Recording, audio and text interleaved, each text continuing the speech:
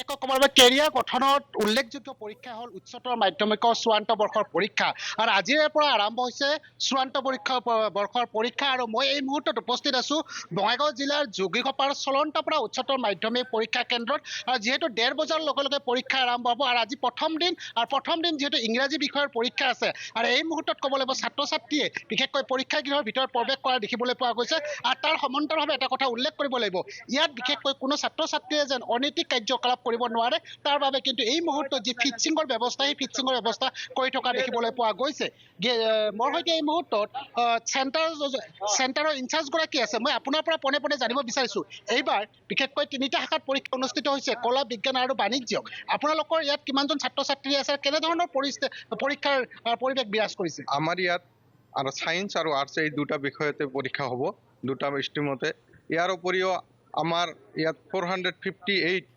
এক্সামিনী আছে তাৰে 290 জন আছে ছোৱালী আৰু 168 জন আছে ল'ৰা গতিকে এইবাৰ আমাৰ এই কাৰ্যত মানে কোনো ধৰণৰ ভেঞ্চাৰ বা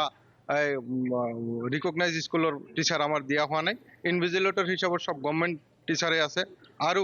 আপোনালোকৰ পৰা আমি এই কথাটো মই আপোনালোকৰ যোগেদি মই ল'ৰা ছোৱালীসকলক মানে তেওঁলোকৰ তাৰমানে শুভেচ্ছা জ্ঞাপন কৰিছো নিশ্চিতভাৱে বৰ সতীৰ্থ সহযোগে আন এক দৃশ্যাংশ দেখুৱাব বিশেষকৈ ছাত্ৰীসকলৰ কাৰণে বিশেষকৈ ইয়াত আছুতীয়া কক্ষ বনাই থোৱা হৈছে আৰু তাত বিশেষকৈ ফিক্সিঙৰ ব্যৱস্থা কৰিছে আৰু বিশেষকৈ মহিলা আৰক্ষীৰ পৰা পুৰুষ আৰক্ষী ইয়াত ব্যৱস্থা গ্ৰহণ কৰা হৈছে আৰু মোৰ সৈতে আন এগৰাকী শিক্ষক আছে মই আপোনাৰ পৰা অকণমান জানিব বিচাৰিছো যিহেতু আজি প্ৰথম দিন পৰীক্ষা আৰু বিশেষকৈ আপোনালোকে নিৰাপত্তা দিশটো কেনেধৰণে বেষ্টনিত গঢ়ি তুলিছে বা পৰীক্ষাৰ নতুন কি নিয়ম আহিছে পোনপ্ৰথমে মই আমাৰ হাই ছেকেণ্ডেৰী দিব পৰা ছাত্ৰ ছাত্ৰীক শুভেচ্ছা জ্ঞাপন কৰিছোঁ আৰু আমাৰ যিটো গাইডলাইন আছে সেই গাইডলাইনখিনি আমি ফ'ল' কৰি আছোঁ আমি যিখিনি চেকিং কৰিব লাগে গোটেইখিনি চেকিং আমি কৰি আছোঁ আমাৰ ফালৰ পৰা যিমান পাৰোঁ আমি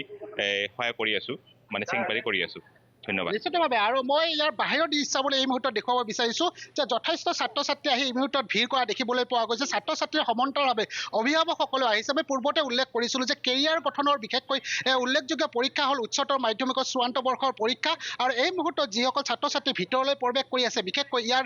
প্ৰৱেশদ্বাৰতে বিশেষকৈ ৰেজিষ্ট্ৰেশ্যন কাৰ্ডৰ পৰা আৰম্ভ কৰি এডমিট কাৰ্ড সকলোবোৰ তন্নকৈ পৰীক্ষা নিৰীক্ষা কৰি থকা দেখিবলৈ পোৱা গৈছে মই বিশেষকৈ আন এগৰাকী শিক্ষক আছে মই আপোনাৰ পৰা কিছু কথা জানিব কি ধৰণৰ ব্যৱস্থা আপোনালোকে কি চেকিং কৰি আছে এই মুহূৰ্তত এতিয়া আমি সিহঁতৰ এডমিট কাৰ্ড আৰু মানে ৰোল নাম্বাৰবিলাক চব ঠিকেই আছে নে নাই মানুহ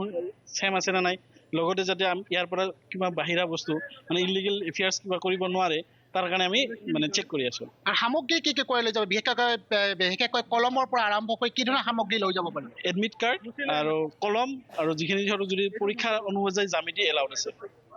আৰু পানী আমাৰ বহুতে লৈ যাব খোজে কিন্তু আমি দিয়া নাই কাৰণ আমি ইতিমধ্যে ভিতৰত পানীৰ ব্যৱস্থাও কৰিছোঁ